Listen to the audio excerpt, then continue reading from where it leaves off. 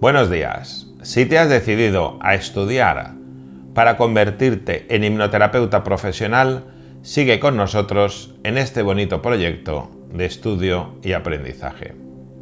La hipnosis es una técnica potente con la que podrás ayudar y mejorar la calidad de vida de un gran número de tus futuros pacientes. Recuerda estudiar la descripción de este vídeo, donde podrás encontrar un enlace a clases de formación sobre hipnosis clínica gratuitas, con varios ebooks también gratuitos.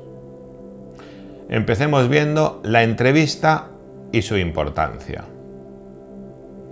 Evaluar los problemas de los niños y adolescentes es un proceso complejo, que en la mayoría de los casos implica la evaluación de múltiples aspectos de funcionamiento de la persona.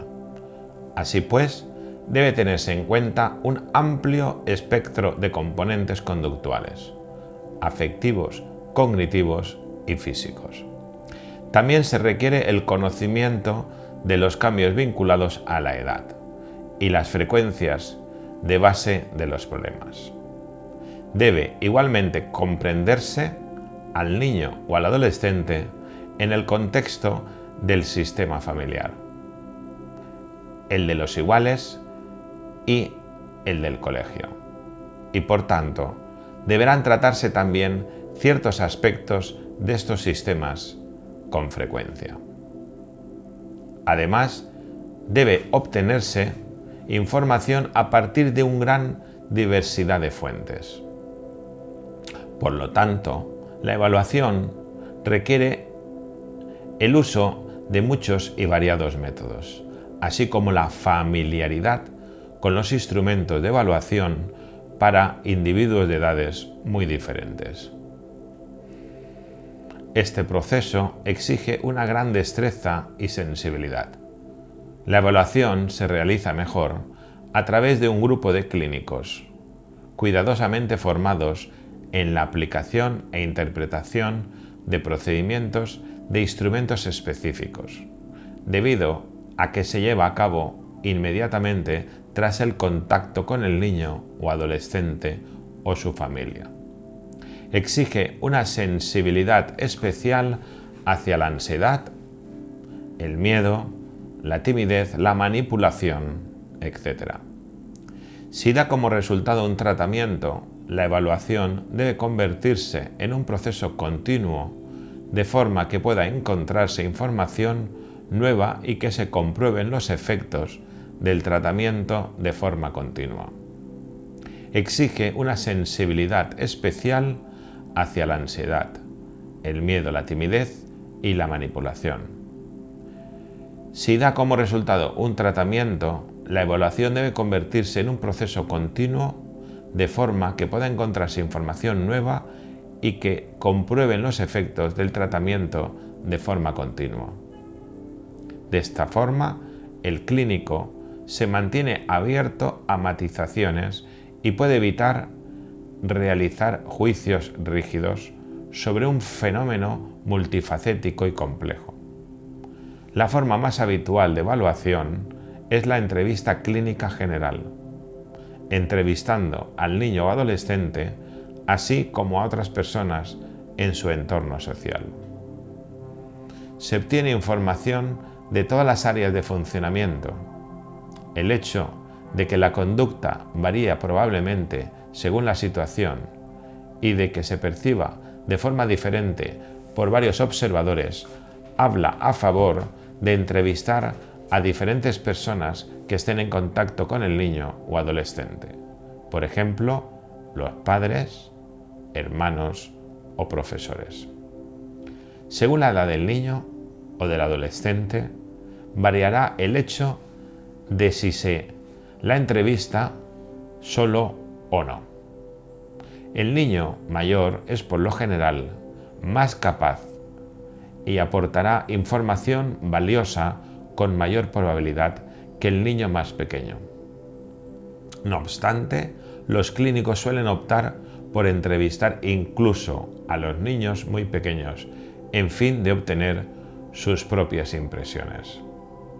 Los niños en edad preescolar y escolar primaria pueden proporcionar información valiosa, si se tiene en cuenta ciertas consideraciones adecuadas referidas al desarrollo a la hora de confeccionar la entrevista con el niño en concreto.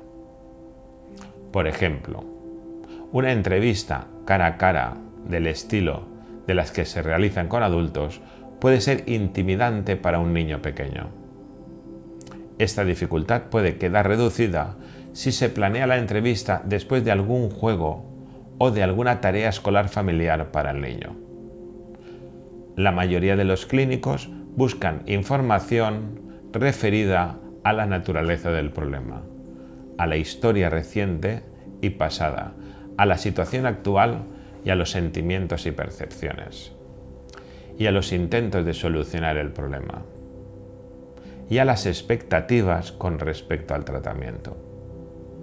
La entrevista clínica general no solo se utiliza para determinar la naturaleza del problema que se presenta y quizá para realizar un diagnóstico, sino que se emplea también para recabar información que permita al clínico definir el caso y planificar una intervención terapéutica eficaz. Un avance reciente en la entrevista de niños y adolescentes es el uso de entrevistas estructuradas. La entrevista clínica corriente, a la cual hemos referido más arriba, suele describirse habitualmente como abierta o sin estructurar. Este tipo de entrevistas suele llevarse a cabo en el contexto de una interacción terapéutica y se utiliza junto con una diversidad de instrumentos de evaluación. Así pues, ha sido difícil evaluar la fiabilidad y validez de la entrevista en sí misma. Las entrevistas estructuradas han surgido en parte para crear entrevistas que fueran probablemente más fiables. Se han creado también con el objetivo más limitado de obtener un diagnóstico, basado en un sistema de clasificación concreto como puede ser el DSM, o para investigar grandes poblaciones a fin de comprobar la prevalencia de los trastornos. En la entrevista clínica general, sin estructurar, no hay preguntas concretas que el clínico deba hacer, ni un formato designado, ni un método establecido de registrar la información. Esto no quiere decir que no existan directrices o acuerdo sobre los procedimientos para llevar a cabo una entrevista eficaz. Sin embargo, las entrevistas sin estructurar tienen como objetivo proporcionar al clínico una gran libertad que le dará otros beneficios. Por el contrario, las entrevistas estructuradas consienten esencialmente en una lista de conductas problemáticas y de hechos que el clínico debe abordar. Además, se proporcionan reglas sobre la forma en que debe llevarse la entrevista y cómo debe registrarse los datos. Resulta útil distinguir entre dos tipos en concretos de entrevistas estructuradas: las altamente estructuradas y las semiestructuradas. Las entrevistas altamente estructuradas buscan minimizar el papel del dictamen clínico y de este modo se consiguen mayores niveles de fiabilidad. Esto se consigue especificando de forma precisa las frases y la secuencia de las preguntas y proporcionando reglas bien definidas para registrar y valorar la respuesta del sujeto. Así pues, estas entrevistas generarán probablemente datos más objetivos y cuantificables. En la entrevista semiestructurada, al entrevistador se le permite una cierta flexibilidad en las preguntas que hace, en la forma de hacerlas y en la forma de registrarlas. Esto permite a los entrevistadores estar menos encorsetados y mostrar más espontaneidad, ya que el clínico puede ajustar las preguntas al cliente individual. No obstante, dado que cada clínico puede llevar a cabo la entrevista de manera ligeramente diferente, los resultados diferirán igualmente con mayor probabilidad. Hasta el momento no está claro qué nivel de estructuración genera los mejores datos. Probablemente, el grado de estructuración más deseable estaría determinado por los objetivos y circunstancias de la entrevista. La investigación sobre la fiabilidad de las entrevistas debe tener en cuenta muchas variables. Se aplicó la CIT, entrevista diagnóstica para niños, una entrevista estructurada que cubre un amplio abanico de síntomas y conductas, a 242 niños y sus padres. Los niños habían sido remitidos a servicios de salud mental, tanto ambulatorios como de internamiento.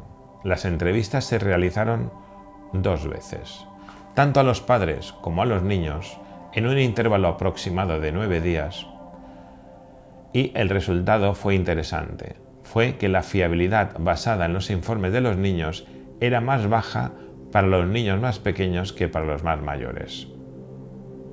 Los autores sugieren que estos resultados están relacionados por un lado con el desarrollo cognitivo de los niños y por otro con los cambios en la percepción y conciencia de los padres de la conducta de los niños.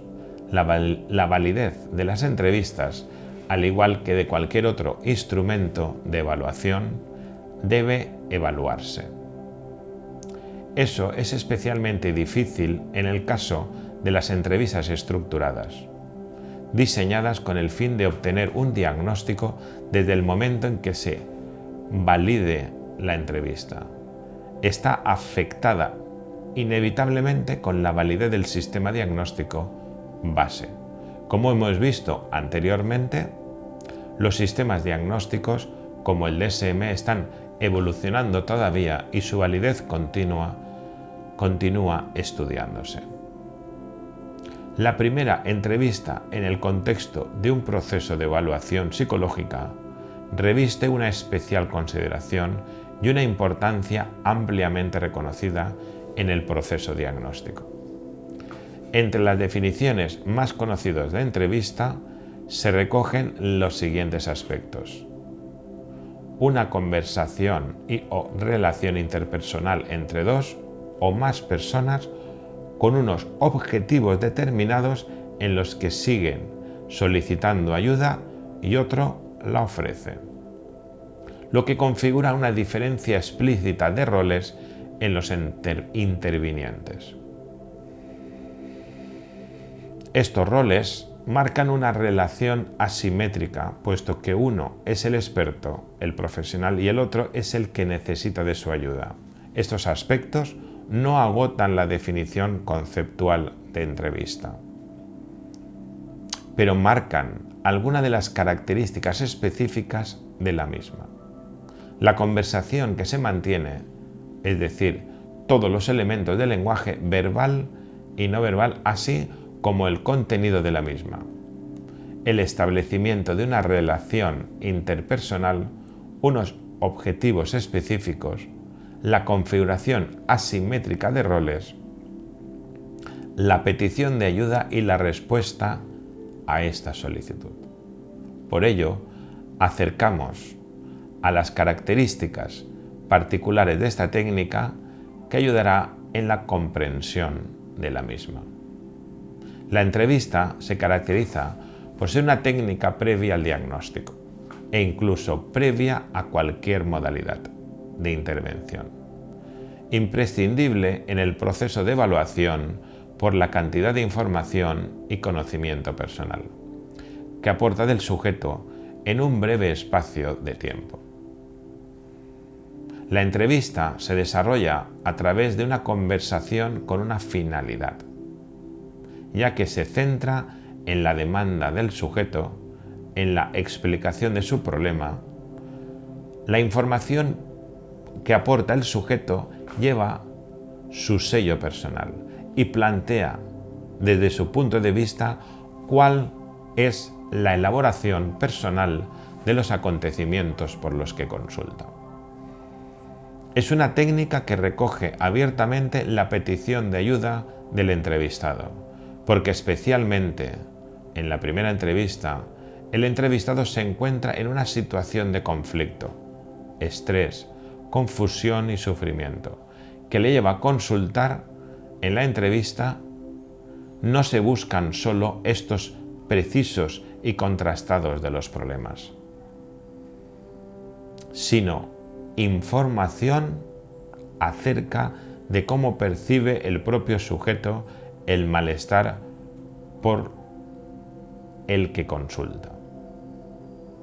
La información que se recoge de la persona es como una parte amplia y general, y por otra específica y concreta, lo que convierte a esta técnica en un instrumento insustituible de evaluación.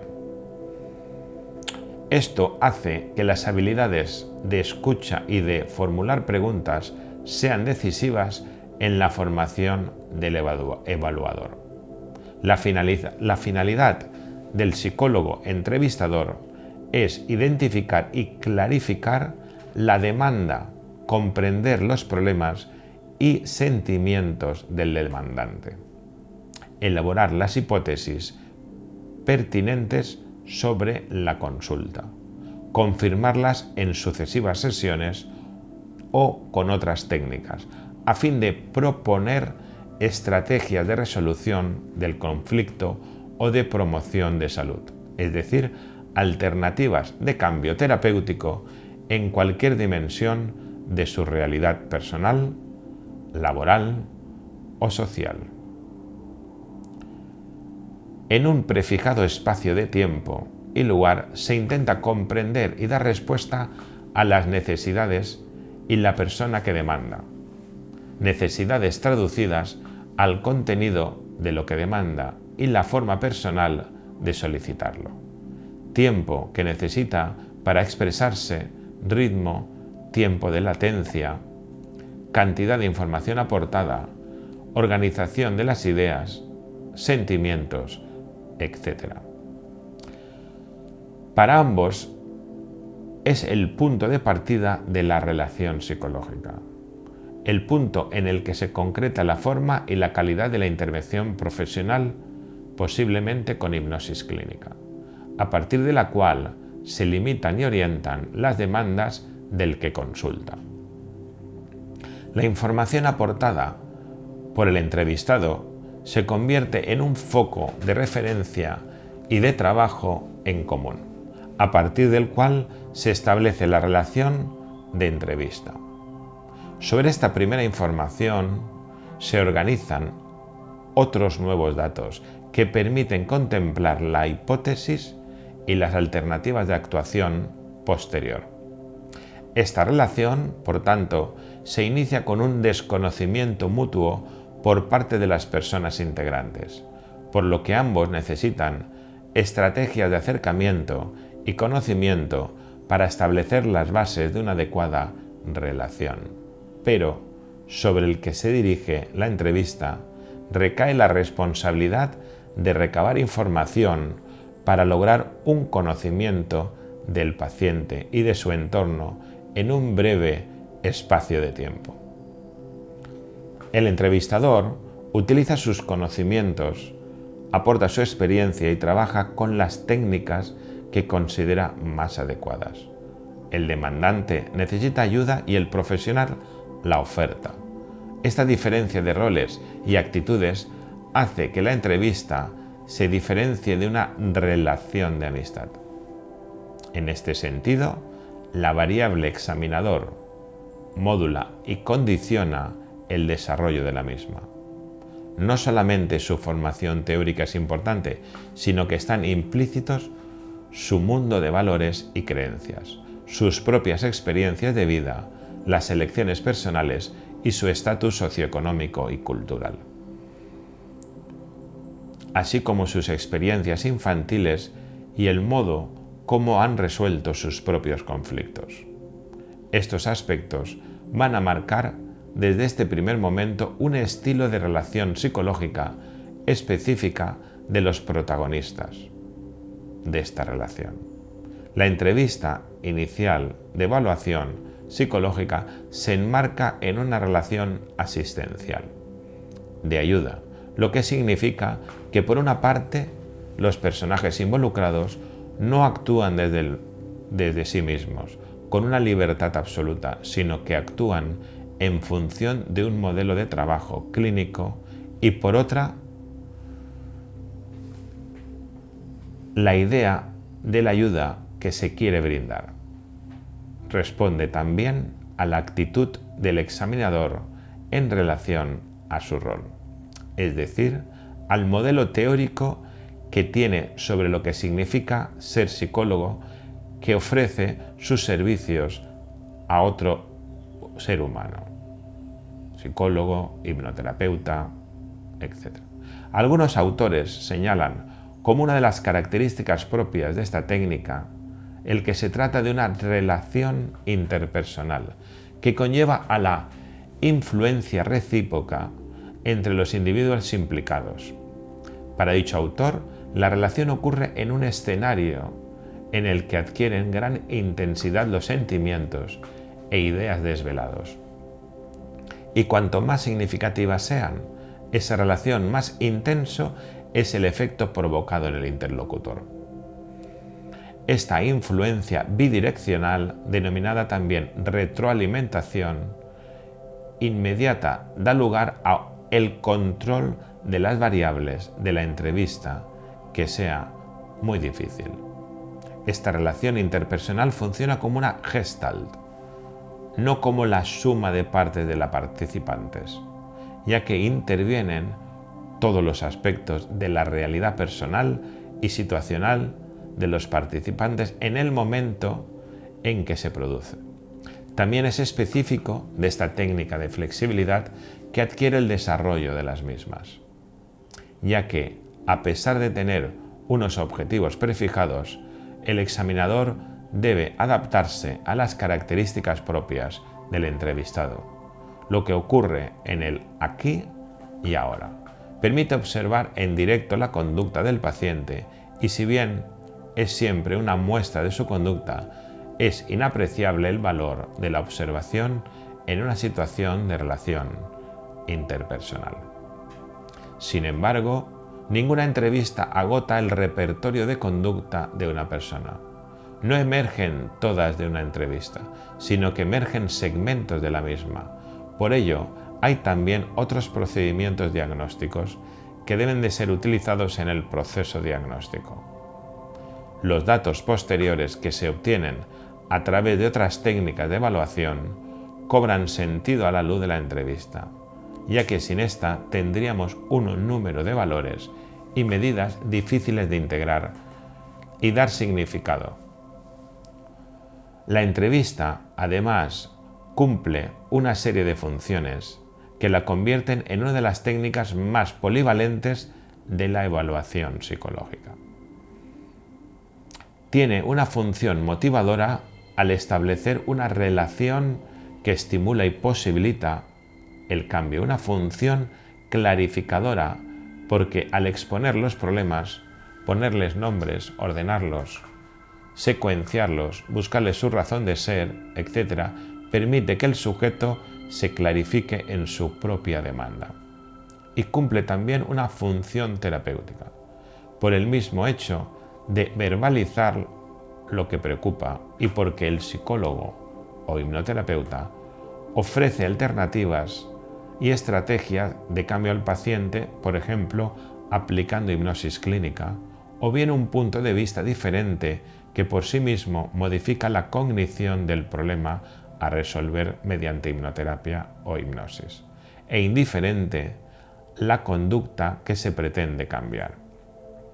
Sin embargo, el número casi ilimitado de variables, la complejidad de su desarrollo y secuencia, la dificultad e incluso en ocasiones la inutilidad de planificar su desarrollo hacen que el acercamiento científico a la misma sea complejo. Veamos objetivos. No hay ninguna técnica a la que se hayan asignado tantos objetivos como la entrevista. Los objetivos de la entrevista inicial varían de algún modo en función del modelo teórico del profesional, pero existe un acuerdo en considerar que deberían tenerse en cuenta los siguientes. Planificar del proceso psicodiagnóstico antes de finalizar la entrevista al psicólogo o hipnoterapeuta. Debe de comunicar las condiciones de trabajo a seguir, horario, duración de las sesiones de hipnosis clínica, técnicas complementarias, objetivos a alcanzar, exámenes complementarios de otros profesionales, cuestiones económicas si fuera el caso, etc. Guiar la entrevista al objetivo establecido. Establecer un buen rapport, es decir, un clima de confianza apropiado para propiciar la comunicación del paciente y posterior aplicación de la hipnosis. Percibir al paciente tal y como es, atendiendo a su conducta verbal y no verbal, y registrar el grado de coherencia entre ambas. Contener la angustia y ansiedad del entrevistado. Escuchar, es decir, dedicar más tiempo a atender a lo que el paciente dice sin interrumpir, sin juzgar, que a preguntar. Esto conlleva interesarse por lo que cuenta, aunque esto pueda parecer obvio, es decir, por el contenido de lo que expresa, con las características del lenguaje, el modo de informar, los silencios, etc. Obtener información lo más exacta y válida posible sobre el problema o problemas que presenta el paciente. Estimular la expresión verbal del paciente, realizando preguntas adecuadas para obtener datos necesarios. Captar lo que el paciente está solicitando a través de sus problemas y que suscita en el entrevistador. Lograr una comprensión del problema, es decir, hacer insight en problemas del consultante. Esto va más allá de la mera observación y registro intelectual de datos. Como se explicará más adelante, esto supone integrar los datos aportados, darle sentido, conocer los antecedentes y consecuentes del mismo. Conocer las tentativas de solución que se han implantado hasta el momento y los resultados obtenidos de las mismas. Organizar un mapa conceptual sobre los problemas que le han consultado tras finalizar la entrevista. Conviene que el profesional dedique un tiempo a reflexionar y evaluar, sobre todo a elaborar una representación gráfica o mapa conceptual que estructure el caso y aporte una explicación y comprensión del mismo. Si estás interesado en seguir aprendiendo sobre la hipnosis clínica, visualiza nuestro siguiente vídeo, análisis y comprensión del problema. Recuerda estudiar la descripción de este vídeo, donde podrás encontrar un enlace a clases de formación gratuita sobre hipnosis clínica, con varios ebooks también gratuitos. Si tienes dudas, hazla en la zona de comentarios. Sobre este tema y otros muchos hablaremos en el canal y en los vídeos que publicaremos. Así es que, si estás interesado, no te pierdas nuestros próximos vídeos. Muchas gracias.